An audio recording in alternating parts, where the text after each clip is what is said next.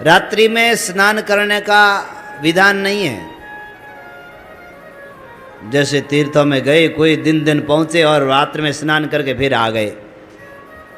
किसी भी तीर्थ में सूर्य अस्त के बाद में आपको उसमें पैर नहीं डालना है, क्योंकि तीर्थ के देवता भी शयन कर लेते हैं। वो बहुत बड़ा पाप लगेगा अगर रात्रि में। देखो आजकल कैसा बड़ा ये कलयुग भयंकर आ गया।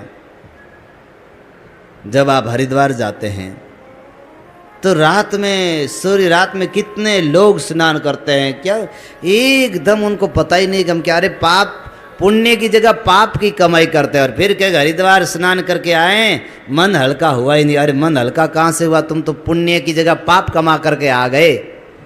अरे तुम्हें तो तीर्थ का अपमान किया है ना। तीर्थों में जा करके जो जल इधर उधर फेंकते, और तो मारवाड़ी लोग जाते हैं तो बिलोणो करे, पता नहीं कहीं कट मोकड़ निकाले बैठा हूँ। कोई होएला लौकिक परंपरा, बोले चलो बिलाणो कर लेते। पर भाई तीर्थों में ऐसा नियम है, कहीं भी उस जल को मंथन नहीं करना, हिलाना नहीं।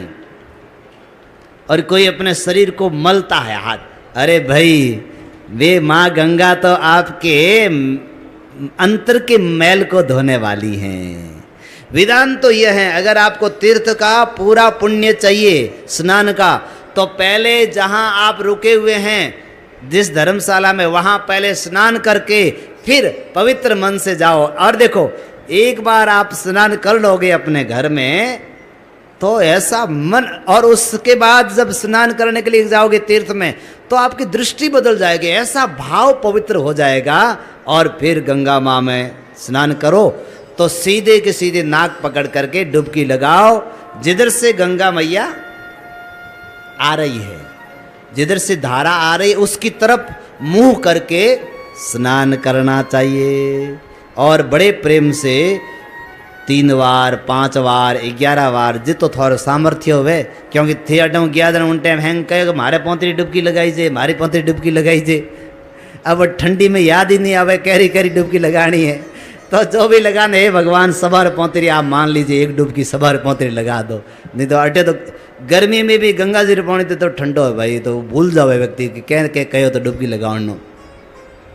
तो प्रेम से गंगा में स्नान करके फिर उनको प्रणाम करके सूर्य भगवान को अर्घ्य माँ गंगा जी के जल से दे करके फिर बाहर आ जाइए। और अपने साथ में अगर माता पिता या कोई बुजुर्ग सास ससुर आए हैं तो उनके सिर पर बेचारे बूढ़े बाढ़े और वे पौनी माते पौनी डोले में तो दूजे ठंडा ठंडा पानी। अब वो कह रहे थोड़ा मैं हिनौन कराऊँ, अरे भाई स्नान कराओ तो चरणों में पानी चढ़ाओ ना, उनके सिर पर मत चढ़ाओ। वो मना तो कर नहीं सकते हैं क्योंकि भक्त हैं, इतना दूर से लेकर आया मेरा बेटा, तो कैसे मना करे, पर ठंडी लग रही वहाँ पर। तो स्नान कराने का अपने बुजुर्गों को कैसे, बोले धोबा लेकर के उनके चरणों में जल चढ़ाओ और उनके चरणों के जल को अपने मुंह में धारण करो, तो देखो आपको कितना बड़ा पुण्य मिलेगा।